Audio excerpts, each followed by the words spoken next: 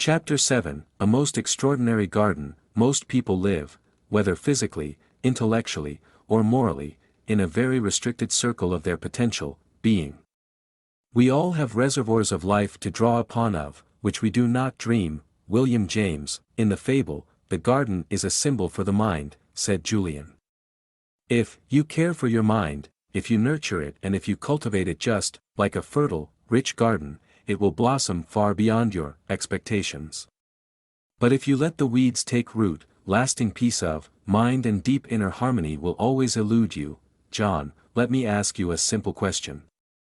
If I went into your backyard where you have that garden you used to tell me so much about and threw toxic waste over all your prized petunias, you wouldn't be thrilled, would you? Agreed. As a matter of fact, most good gardeners guard their gardens, like proud soldiers, and make certain that no contamination ever enters. Yet look at the toxic waste that most people put into the fertile garden of their minds every single day, the worries and anxieties, the fretting about the past, the brooding over the future, and those self-created fears that wreak havoc within your inner world. In the native language of the sages of Savannah, which has existed for thousands of years, the written character for worry is strikingly similar to the character symbolizing a funeral pyre. Yogi Raman told me that this was no mere coincidence. Worry drains the mind of much of its power and, sooner or later, it injures the soul. To live life to the fullest, you must stand guard at the gate of your garden and let only the very best information enter. You truly cannot afford the luxury of a negative thought, not even one. The most joyful, dynamic and contented people of this world are no different from you or me in terms of their makeup. We are all flesh and bones. We all come from the same universal source. However, the ones who do more than just exist, the ones who fan the flames of their human potential and truly savor the magical dance of life, do different things than those whose lives are ordinary. Foremost, amongst the things that they do is adopt a positive paradigm about their world and all that is in it. Julian added, the sages taught me that on an average day, the average person runs about 60,000 thoughts through his mind. What really amazed me though, was that 95% of those thoughts were the same as the ones you thought the day before. Are you serious? I asked. Very. This is the tyranny of impoverished thinking. Those people who think the same thoughts every day, most of them negative, have fallen into bad mental habits. Rather than focusing on all the good in their lives and thinking of ways to make things even better, they are captives of their pasts. Some of them worry about failed relationships or financial problems. Others fret over their less than perfect childhoods. Still others brood over more trifling matters, the way a store clerk might have treated them or the comment of a coworker that smacked of ill will. Those who run their minds in this fashion are allowing worry to rob them of their life force. They are blocking the enormous potential of their minds to work magic and deliver into their lives all that they want, emotionally, physically and, yes, even spiritually. These people never realize that mind management is the essence of life. Management, the way you think, stems from habit, pure and simple. Julian continued with conviction. Most people just don't realize the enormous power of their minds. I have learned that even the best conditioned thinkers are using only 1/100th of their mental reserves. In Savannah, the sages dared to explore the untapped potential of their mental capacity on a regular basis, and the results were astounding. Yogi Raman, through regular and disciplined practice, had conditioned his mind so that he was able to slow down his heartbeat at will. He had even trained himself to go for weeks without sleep. While I would never suggest that these should be goals for you to aspire to, I do suggest that you start to see your mind for what it is, nature's greatest gift. Are there some exercises I can do to unlock this mind power? Being able to slow down my heartbeat would definitely make me a hit on the cocktail party circuit, I suggested cheekily. Don't worry about that now, John. I'll give you some practical techniques that you can try later that will show you the power of this ancient technology. For now, what is important is that you understand that mental mastery comes through conditioning, nothing more and nothing less. Most of us have the same raw materials from the moment we take our first breath of air. What separates those people who achieve more than others or those that are happier than others is the way that they use and refine these raw materials. When you dedicate yourself to transforming your inner world, your life quickly shifts from the ordinary into the realm of the extraordinary. My teacher was growing more excited by the moment. His eyes seemed to twinkle as he spoke of the magic of the mind and the wealth of goodness it would surely bring. You know, John, when all is said and done, there is only one thing that we have absolute dominion over: our kids. I said, smiling good-naturedly, no, my friend, our minds. We might not be able to control the weather or the traffic or the moods of all those around us.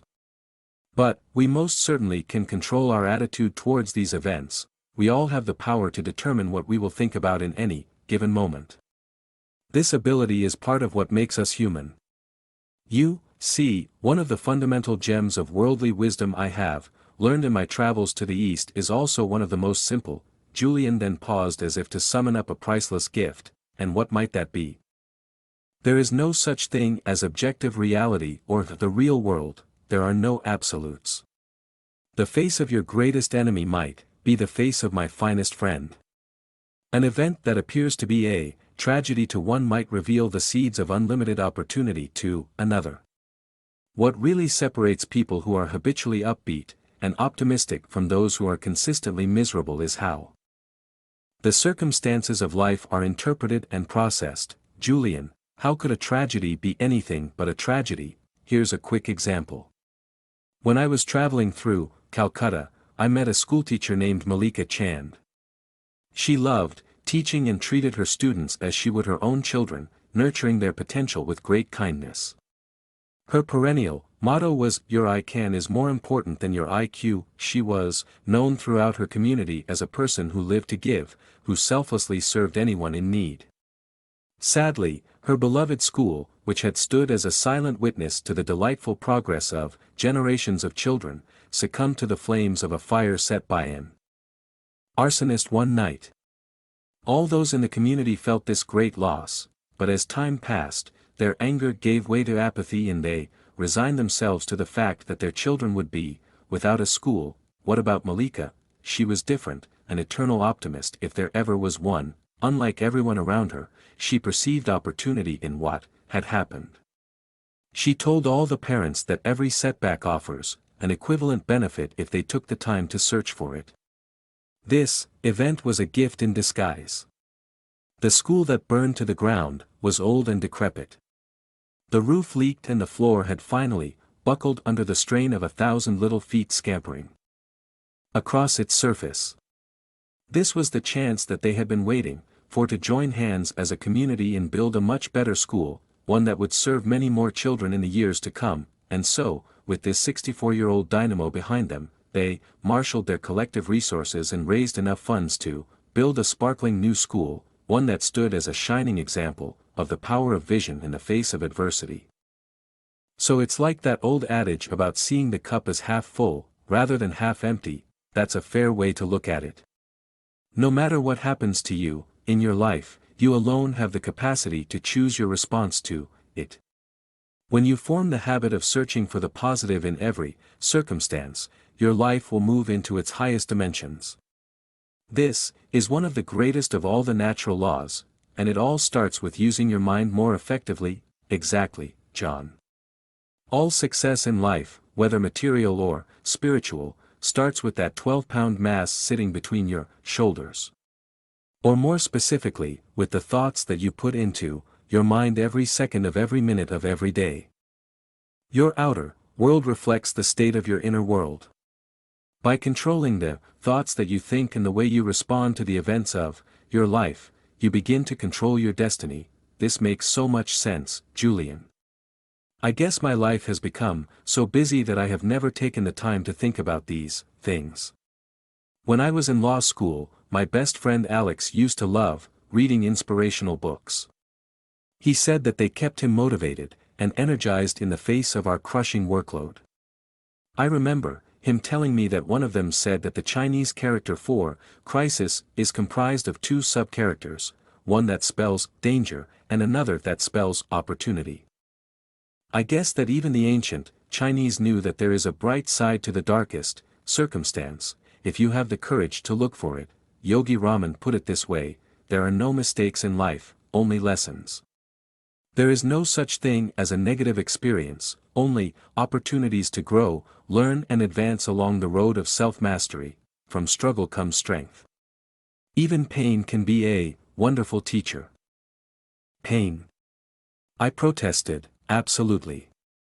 To transcend pain, you must first experience it.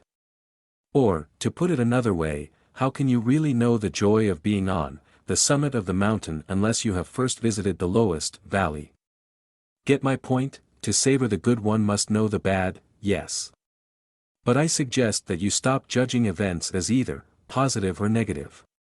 Rather, simply experience them, celebrate them and learn from them. Every event offers you lessons. These little lessons fuel your inner and outer growth. Without them, you would be stuck on a plateau. Just think about it in your own life. Most people have grown the most from their most challenging experiences. And if you meet with an outcome you did not expect, and feel a little disappointed, remember that the laws of nature always ensure that when one door closes another opens. Julian started to raise his arms in excitement, much as a Southern minister might while preaching to his congregation. Once you consistently apply this principle to your daily life and start to condition your mind to translate every event into a positive, empowering one, you will banish worry forever. You will stop being a prisoner of your past. Instead, you will become the architect of your future. Okay, I understand the concept. Every experience, even the worst, offers me a lesson. Therefore, I should open my mind to the learning in every event. In this way, I will grow stronger and happier. What else might a humble, middle-class lawyer do to improve things? First of all, begin to live out of the glory of your imagination, not your memory. Run that one by me again. All I'm saying is that to liberate the potential of your mind, body and soul, you must first expand your imagination. You see, things are always created twice, first in the workshop of the mind, and then, and only then, in reality. I call the process blueprinting, because anything that you create in your outer world began as a simple blueprint in your inner world, on the lush picture screen of your mind. When you learn to take control of your thoughts and vividly imagine all that you desire from this worldly existence in a state of total expectancy, dormant forces will awaken inside you. You will begin to unlock the true potential of your mind to create the kind of magical life that I believe you deserve. From tonight onwards, forget about the past. Dare to dream that you are more than the sum of your current circumstances. Expect the best. You will be astonished at the results. You know, John, all those years in the legal profession I thought I knew so much. I spent years studying at the finest schools, reading all the law books I could get my hands on and working with the best role models. Sure, I was a winner at the game of law. Yet I realized I was losing in the game of life. I was so busy chasing the big pleasures of life that I missed out on all the little ones. I never read those great books my father used to tell me to read.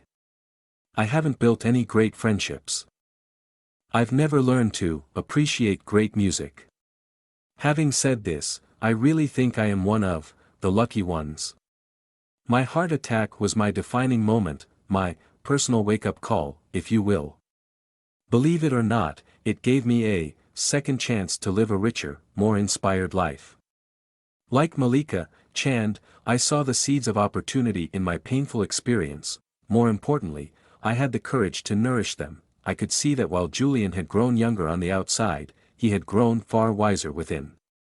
I realized that this evening was more than just a fascinating conversation with an old friend.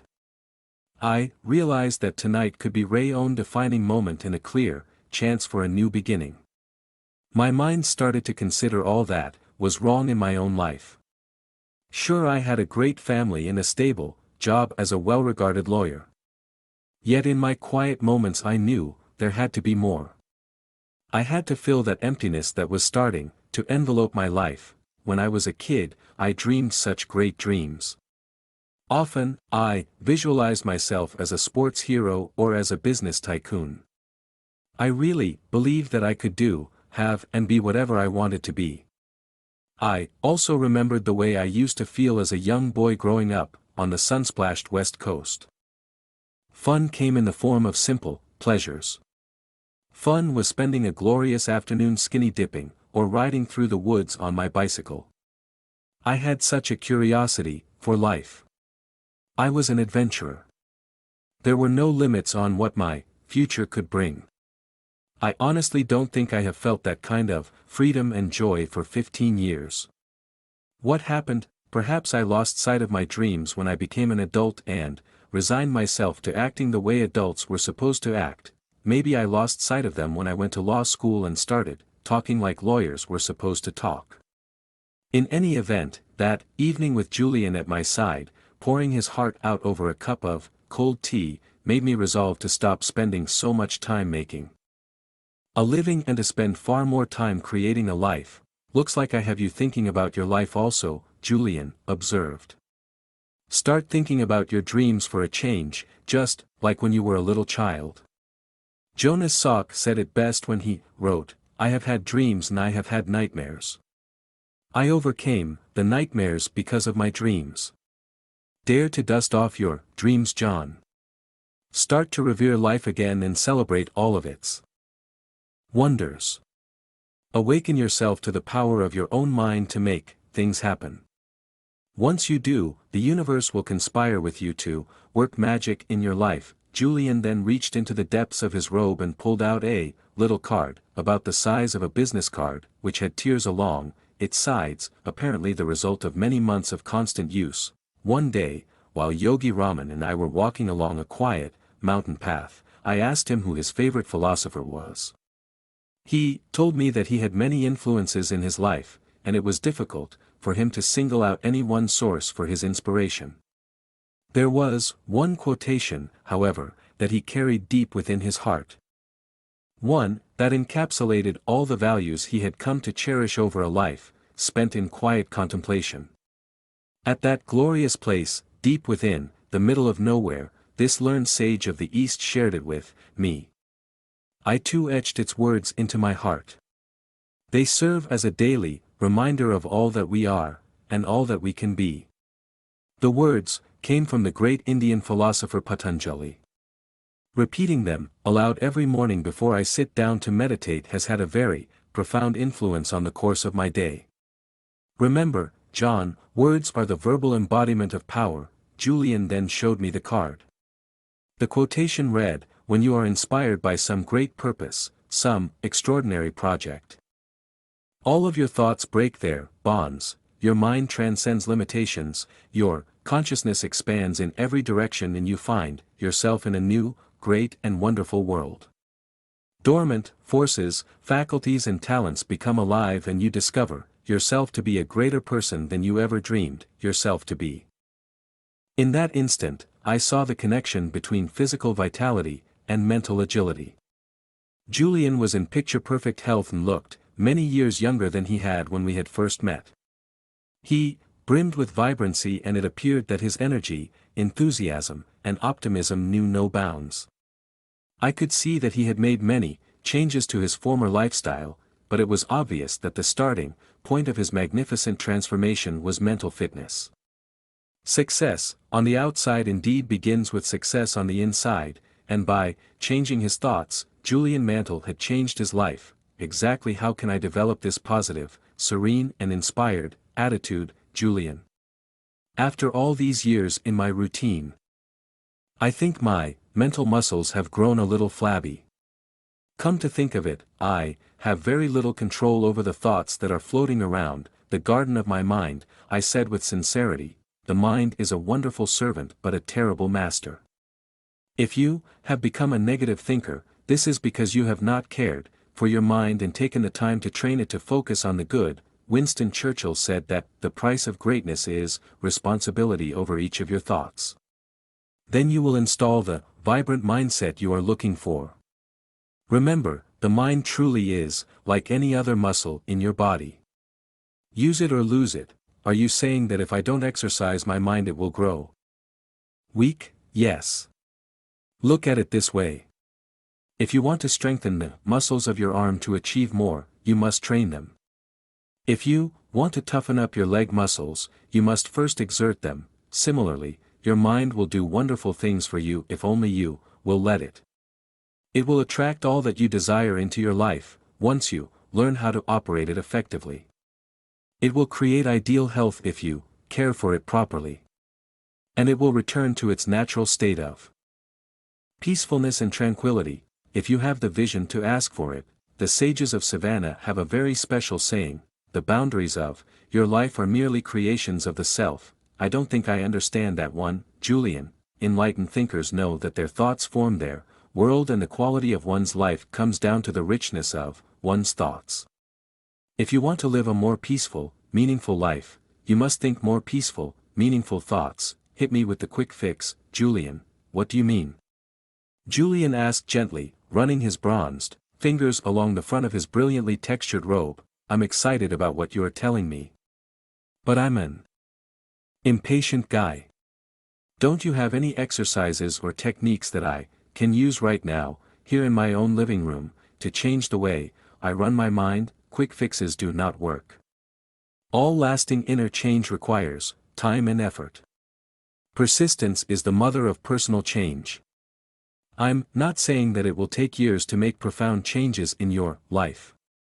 If you diligently apply the strategies I am sharing with you, every day for only 1 month, you will be astonished at the results. You will begin to tap into the highest levels of your own capacity, and enter the realm of the miraculous. But to reach this destination, you must not get hung up on the outcome. Instead, enjoy the process of personal expansion and growth. Ironically, the less you focus on the end result, the quicker it will come. How so? It's like that classic story of the young boy who traveled far from his home to study under a great teacher. When he met the wise old man, his first question was, "How long will it take me before I am as wise as you?" The response came swiftly, 5 years. "This is a very long time," the boy replied. "How about if I work twice as hard?" "Then it will take 10, said the master. 10. That's far too long. How about if I studied all day and, well into the night, every night? 15 years, said the sage. "I don't understand," replied the boy. "Every time I promise to devote more energy to my goal, you tell me that it will take longer. Why?" The answer is simple. With one eye fixed on the destination, there is only one left to guide you along the journey. Point well taken, counselor, I conceded graciously. Sounds like the story of my life.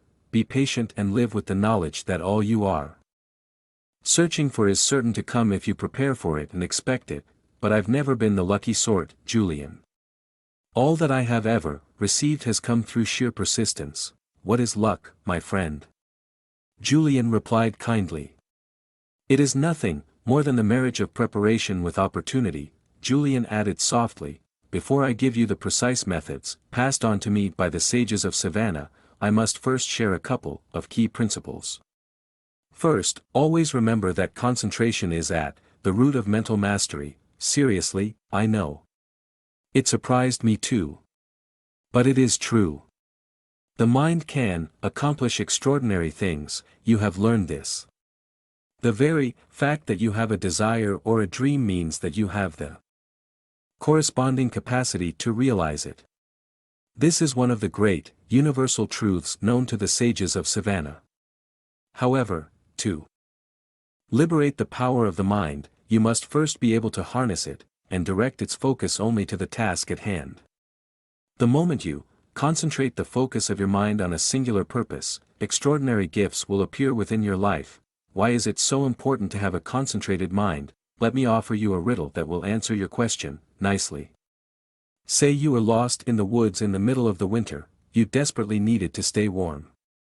All you have in your knapsack is a letter your best friend had sent to you, a tin of tuna, and a small magnifying glass that you carry to compensate for your fading eyesight. Luckily, you managed to find some dry, kindling wood. But unfortunately you have no matches. How would you light the fire, good grief? Julian had stumped me. I had no idea what the answer was. I give up, it's very simple. Place the letter amongst the dry wood and hold the magnifying glass over it. The rays of the sun will be focused so as to ignite the fire within a matter of seconds. And what about the can of tuna? Oh, I just threw that in to distract you from the obvious solution, Julian replied with a smile. But the essence of the example is this: putting the letter over the dry wood would produce no result. Yet, the second you use the magnifying glass to concentrate the scattered rays of the sun onto the letter, it will ignite. This analogy holds true for the mind. When you concentrate its tremendous power on definite, meaningful objectives, you will quickly ignite the flames of your personal potential and produce startling results. Like what? I asked. Only you can answer this question. What is it that you are searching for? Do you want to be a better father and live a more balanced, rewarding life? Do you desire more spiritual fulfillment? Is it adventure and fun that you feel you are lacking? Give it some thought. How about eternal happiness? Go big or stay home? He chuckled. Nothing like starting off small. Well, you can have that too. How? The sages of Savannah have known the secret of happiness for over 5,000 years. Fortunately, they were willing to share this gift with me. Do you want to hear it? No, I thought I'd take a break and go wallpaper the garage first. Huh? Of course I want to hear the secret of eternal happiness. Julian. Isn't that what everyone is searching for, ultimately, true? Well, here it is. Could I trouble you for another cup of tea? Come on, quit stalling. All right, the secret of happiness is simple. Find out what you truly love to do and then direct all of your energy towards doing it. If you study the happiest, healthiest, most satisfied people of our world, you will see that each and every one of them has found their passion in life, and then spent their days pursuing it. This calling is almost always one that, in some way, serves others. Once you are concentrating your mind power and energy on a pursuit that you love, abundance flows into your life, and all your desires are fulfilled with ease and grace. So simply figure out what turns you on and then do it. If it is a worthy pursuit, Julian replied. How do you define worthy? As I said, John, your passion must, in some way, improve or serve the lives of others. Viktor Frankl said it more elegantly than I ever could when he wrote, success, like happiness, cannot be pursued. It must ensue. And it only does so as the unintended side effect of one's personal dedication to a cause greater than oneself. Once you find out what your life's work is, your world will come alive. You will wake up every morning with a limitless reservoir of energy and enthusiasm. All your thoughts will be focused on your definite objective. You won't have time to waste time. Valuable mental power will therefore not be wasted on trifling thoughts. You will automatically erase the worry habit and become far more effective and productive. Interestingly, you will also have a deep sense of inner harmony, as if you are somehow being guided to realize your mission. It is a wonderful feeling. I love it, Julian offered gleefully. Fascinating. And I like the part about getting up feeling good. To be really honest with you, Julian, most days I wish I could just stay under the covers. It would be so much better than facing the traffic, the angry clients, the aggressive opponents and the ceaseless flow of negative influences. It all makes me feel so tired. Do you know why most people sleep so much? Why? Because they really don't have anything else to do. Those who rise with the sun all have one thing in common: insanity. Very funny. No, they all have a purpose that fans the flames of their inner potential. They are driven by their priorities, but not in an unhealthy, obsessive way. It is more effortless and gentle than that. And given their enthusiasm and love for what they are doing in their lives, such people live in the moment. Their attention is fully and completely on the task at hand. Therefore, there are no energy leaks. These people are the most vibrant and vital individuals you will ever have the good fortune to meet. Energy leaks? Sounds a little new agey, Julian. I'll bet you didn't learn that one at Harvard Law School. True. The sages of Savannah pioneered that concept. Though it has been around for centuries, its application is just as relevant today as it was when it was first developed. Too many of us are consumed by needless and endless worry. This drains us of our natural vitality and energy.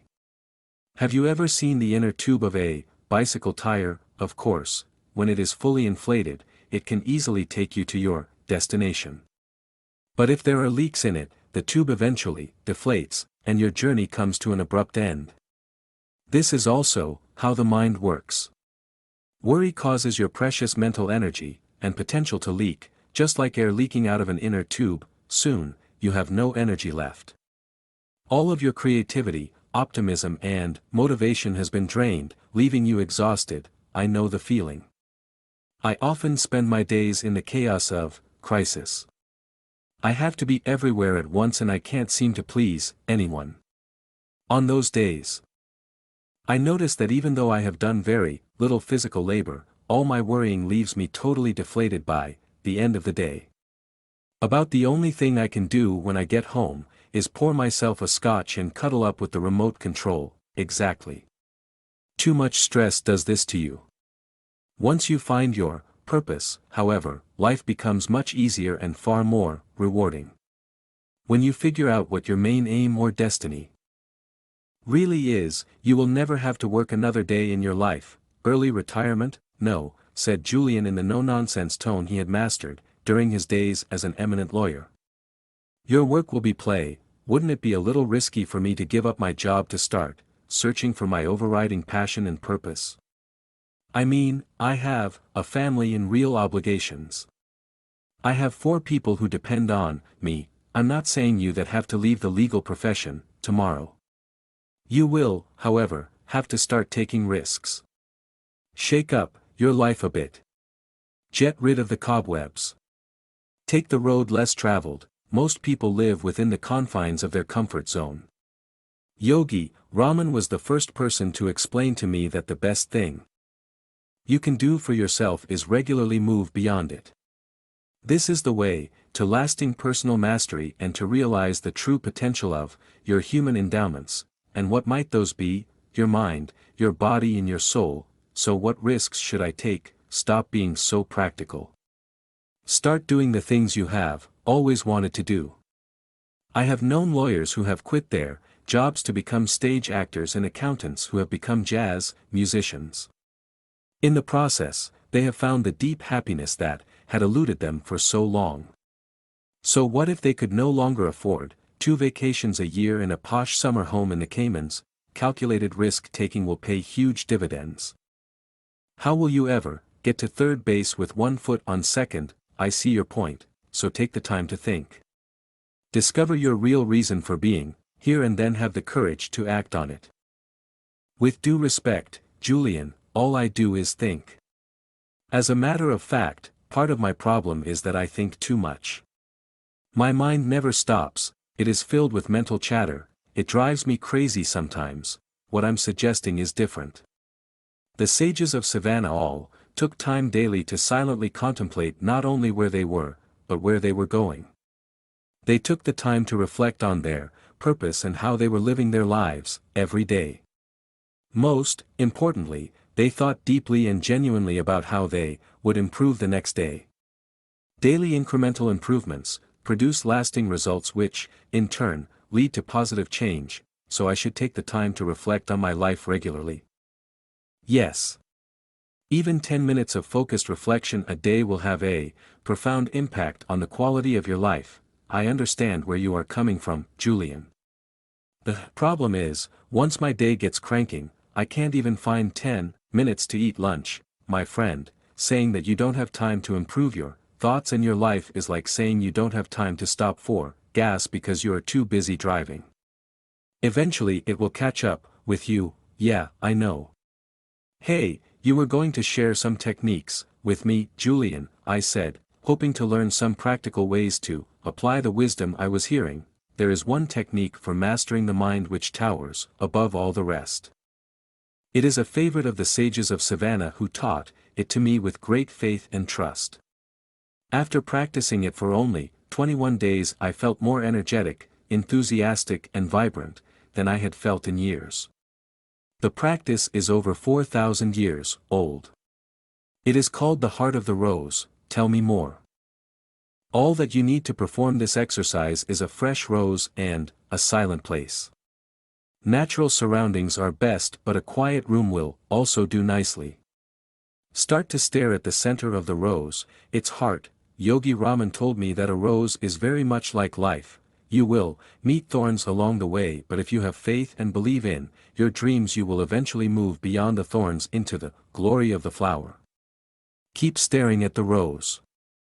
Notice its color, texture and design. Savor its fragrance and think only about this wonderful object in front of you. At first, other thoughts will start entering your mind, distracting you from the heart of the rose. This is the mark of an untrained mind. But you need not worry, improvement will come quickly. Simply return your attention to the object of your focus. Soon your mind will grow strong and disciplined. That's all there is to it. It sounds pretty easy, that is the beauty of it, Julian replied. However, this ritual must be performed daily for it to be effective. For the first few days, you will find it difficult to spend even 5 minutes in this exercise. Most of us live at such a frenetic pace that true stillness and silence is something foreign and uncomfortable. Most people, hearing my words, will say that they have no time to sit and stare at a flower. These are the same people that will tell you that they have no time to enjoy the laughter of children or to walk barefoot in the rain. These people say they are too busy to do such things. They don't even have time to build friendships, for friendships also take time. You know a lot about such people. I was one of them, said Julian. He then paused and sat still, his intense gaze riveted on the grandfather clock my grandmother had given Jenny and I as a housewarming present. When I think of those who live their lives this way, I remember the words of an old British novelist whose work my father loved to read. One must not allow the clock and the calendar to blind him to the fact that each moment of life is a miracle and a mystery. Persist and spend longer and longer periods savoring the heart of the rose, Julian continued in his throaty tone. After a week or two you should be able to perform the technique for 20 minutes without your mind wandering on to other subjects. This will be your first indication that you are taking back control of the fortress of your mind. It will then focus only on what you command it to focus on. It will then be a wonderful servant, able to do extraordinary things for you. Remember, either you control your mind or it controls you. Practically speaking, you will notice that you will feel far calmer. You will have taken a significant step towards erasing the worry habit that plagues most of the population, and you will enjoy more energy and optimism.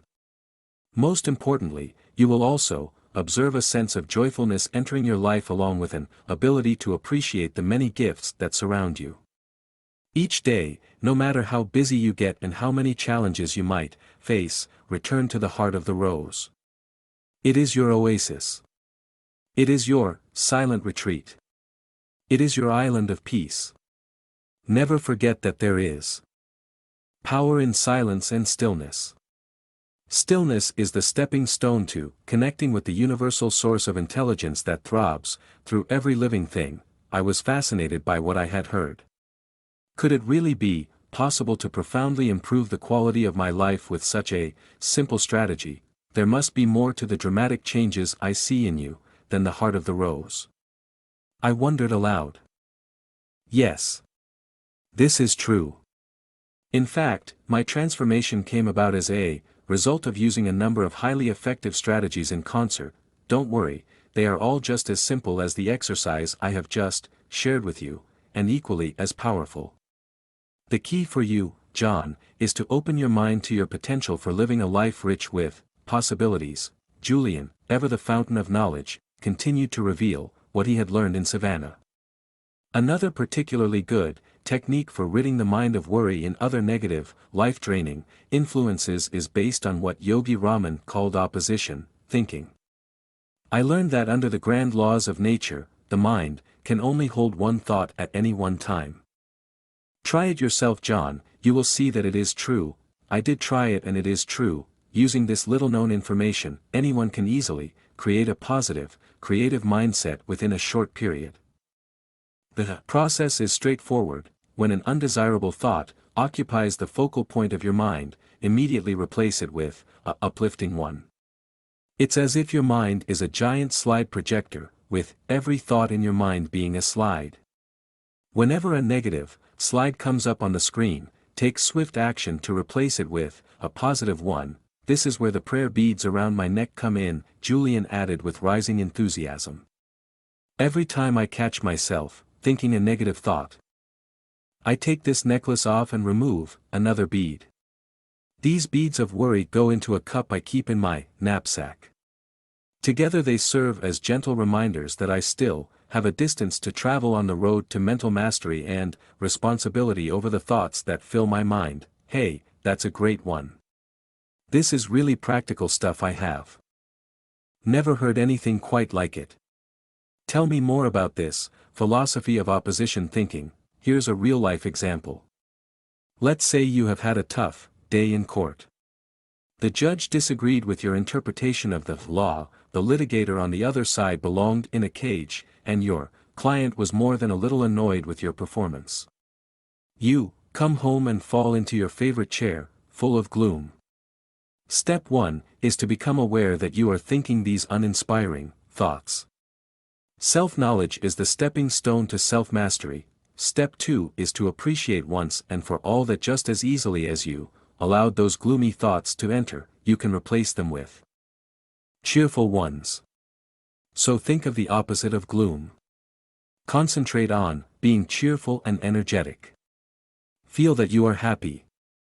Perhaps you might even start to smile. Move your body as you do when you are joyful and full of enthusiasm. Sit up straight, breathe deeply and train the power of your mind on positive thoughts. You will notice a remarkable difference in the way you feel within minutes. Even more importantly, if you keep up your practice of opposition thinking, applying it to every negative thought that habitually visits your mind, within weeks you will see that they no longer hold any power. Do you see what I'm getting at? Julian continued his explanation. Thoughts are vital. Living things, little bundles of energy, if you will. Most people don't give any thought to the nature of their thoughts, and yet, the quality of your thinking determines the quality of your life. Thoughts are just as much a part of the material world as the lake you swim in, or the street you walk on. Weak minds lead to weak actions. A strong, disciplined mind, which anyone can cultivate through daily practice, can achieve miracles. If you want to live life to the fullest, care for your thoughts as you would your most prized possessions. Work hard to remove all inner turbulence. The rewards will be abundant. I never saw thoughts as living things, Julian, I replied, amazed at this discovery. But I can see how they influence every element of my world. The sages of Savannah firmly believed that one should only think sattvic or pure thoughts.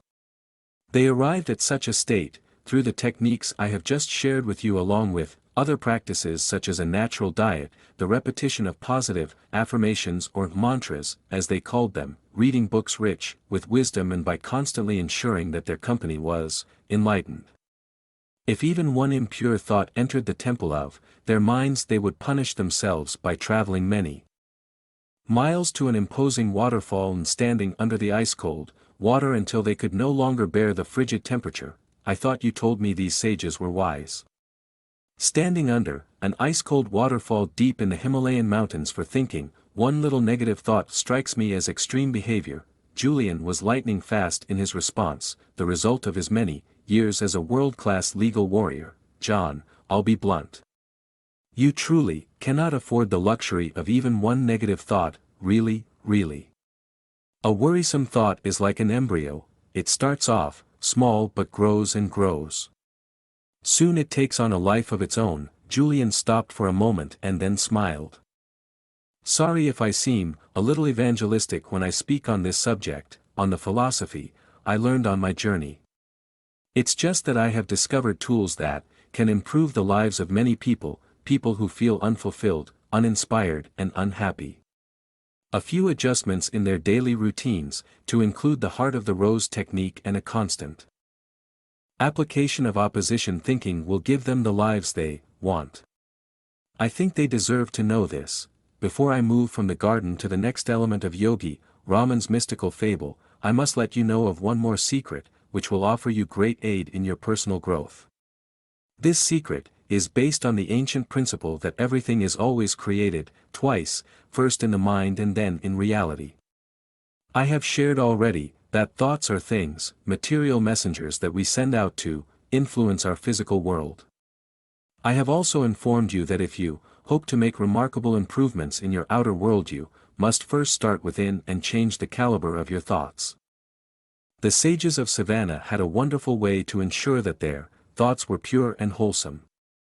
This technique was also highly effective in manifesting their desires, however simple, into reality.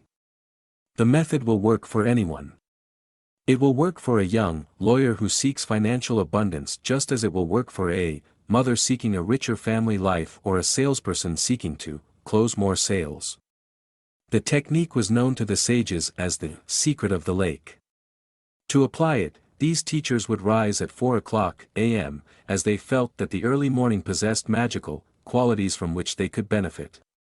The sages would then travel along a series of steep and narrow mountain paths which eventually led them to the lower reaches of the region they inhabited.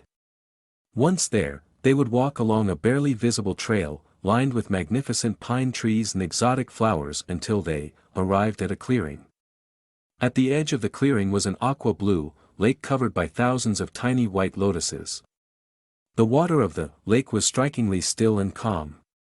It was truly a miraculous sight. The sages told me that this lake had been a friend to their ancestors over the ages. What was the secret of the lake? I asked impatiently. Julian explained that the sages would look into the waters of the still lake and envision their dreams becoming reality. If it was the virtue of discipline they wished to cultivate within their lives, they would picture themselves getting up at dawn, performing their rigorous physical regimen without fail and spending days in silence to enhance their willpower. If it was more joy they were seeking, they would look into the lake and envision themselves laughing uncontrollably or smiling each time they met one of their brothers or sisters. If it was courage they desired, they would picture themselves acting with strength in the moment of crisis and challenge. Yogi Raman once told me that as a boy, he lacked confidence, as he was smaller than the other boys his age. While they were kind and gentle to him given their environmental influences, he grew insecure and shy. To cure this weakness, Yogi Raman would travel to this heavenly spot and use the lake as a picture screen for images of the person he hoped to be. Some days he would visualize himself as a strong leader, standing tall and speaking with a powerful, commanding voice. Other days he would see himself as he wished to be when he grew older, a wise sage filled with tremendous inner strength and character. All the virtues he wished to have in his life, he saw first on the surface of the lake. Within a matter of months, Yogi Raman became the person whom he mentally saw himself becoming. You see, John, the mind works through pictures. Pictures affect your self-image and your self-image affects the way you feel, act and achieve. If your self-image tells you that you are too young to be a successful lawyer or too old to change your habits for the better, you never will achieve these goals. If your self-image tells you that lives rich with purpose, excellent health and happiness are only for people from backgrounds other than your own, this prophecy will ultimately become your reality. But when you run inspiring, imaginative pictures through the movie screen of your mind, wonderful things start to happen in your life. Einstein said that imagination is more important than knowledge. You must spend some time every day, even if it is just a few minutes, in the practice of creative envisioning. See yourself as you want to be, whether this means serving as a great judge, a great father, or a great citizen of your community. Do I have to find a special lake to apply the secret of the lake? I asked innocently. No. The secret of the lake was simply the sage's name for the ageless technique of using positive images to influence the mind. You can practice this method in your own living room or even at the office if you really want to. Shut your door, hold all calls, and close your eyes. Then take a few deep breaths. You will notice that after 2 or 3 minutes you will start to feel relaxed. Next, visualize mental pictures of all that you want to be, to have, and to attain in your life. If you want to be the world's best father, envision yourself laughing and playing with your kids, responding to their questions with an open heart. Picture yourself acting gracefully and lovingly in a tense situation. Mentally rehearse the way you will govern your actions when a similar scene unfolds on the canvas of reality. The magic of visualization can be applied to so many situations. You can use it to be more effective in court, to enhance your relationships, and to develop yourself spiritually. Consistent use of this method will also bring you financial rewards along with an abundance of material gain, if this is important to you. Understand once and for all that your mind has magnetic power to attract all that you desire into your life. If there is a lack in your life, it is because there is a lack in your thoughts. Hold wonderful pictures in your mind's eye.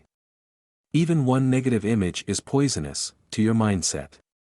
Once you start to experience the joy this ancient technique brings, you will realize the infinite potential of your mind and begin to liberate the storehouse of ability and energy that currently sleeps within you. It was as if Julian was speaking a foreign tongue. I had never heard anyone speak of the magnetic power of the mind to attract spiritual and material abundance. Nor had I ever heard anyone speak of the power of imaging and its profound effects on every aspect of one's world. Yet, deep inside I had faith in what Julian was saying. This was a man whose judgment and intellectual abilities were impeccable. This was a man who was internationally respected for his legal acumen. This was a man who had walked down the path I was now journeying along. Julian had found something on his odyssey to the east, that much was clear. Looking at his physical vitality, his obvious tranquility, seeing his transformation confirmed that I would be wise to listen to his advice. The more I thought about what I was hearing, the more sense it made. Surely the mind must have a great deal more potential than most of us are currently using. How else could mothers lift otherwise immovable cars to save their crying infants who had fallen underneath? How else could martial artists break stacks of bricks with one fell swoop of their hands? How else could the yogis of the East slow down their heartbeats at will or endure tremendous pain without blinking an eye? Maybe the real problem was within me and my lack of belief in the gifts that every being possesses. Perhaps this evening sitting alongside a former millionaire lawyer turned monk of the Himalayas was a sort of wake-up call for me to start making the most of my life. But doing these exercises at the office, Julian? I responded, my partners think I'm strange enough as it is. Yogi Raman and all the kind sages with whom he lived, often, used a saying that had been passed down to them through the generations. It is my privilege to pass it on to you, on what has become an important evening for both of us, if I may say so. The words are as follows: there is nothing noble about being superior to some other person. True nobility lies in being superior to your former self. All I'm really getting at is that if you want to improve your life and live with all that you deserve, you must run your own race. It doesn't matter what other people say about you. What is important is what you say to yourself. Do not be concerned with the judgment of others as long as you know what you are doing is right. You can do whatever you want to do as long as it is correct, according to your conscience and your heart. Never be ashamed of doing that which is right. Decide on what you think is good and then stick to it. And for God's sake, never get into the petty habit of measuring your self-worth against other people's net worth. As Yogi Raman preached, every second you spend thinking about Someone else's dreams you take time away from your own. It was now 7 minutes past midnight. Remarkably, I didn't feel the least bit tired. When I shared this with Julian, he smiled, once again. You have learned yet another principle for enlightened living. For the most part, fatigue is a creation of the mind. Fatigue dominates the lives of those who are living without direction and dreams. Let me give you an example. Have you ever had an afternoon at the office where you were reading your dry case reports and your mind started to wander and you started to feel sleepy? From time to time, I answered, not wishing to reveal the fact that this was my modus operandi. Sure, most of us feel drowsy at work on a regular basis, yet, if a friend calls on the phone to ask you if you want to go out to the ball game that night or asks you for advice on his golf game, I have no doubt that you would spring to life. Every trace of your fatigue would vanish. Is that a fair assessment? That's fair, counselor. Julian knew he was on a roll. So your tiredness was nothing more than a mental creation, a bad habit your mind has cultivated, to act as a crutch when you are performing a tedious task. Tonight, you are obviously enchanted with my story and keen to learn the wisdom that has been revealed to me. Your interest and mental focus give you energy. This evening, your mind has not been in the past nor has it been in the future. It has been squarely focused on the present, on our conversation. When you consistently direct your mind to live in the present, you will always have boundless energy, no matter what time the clock reflects. I nodded my head in agreement. Julian's wisdom seemed so obvious and yet so much of it had never occurred to me. I guess common sense is not always so common. I thought about what my father used to tell me when I was growing up, only those who seek shall find. I wished he was with me.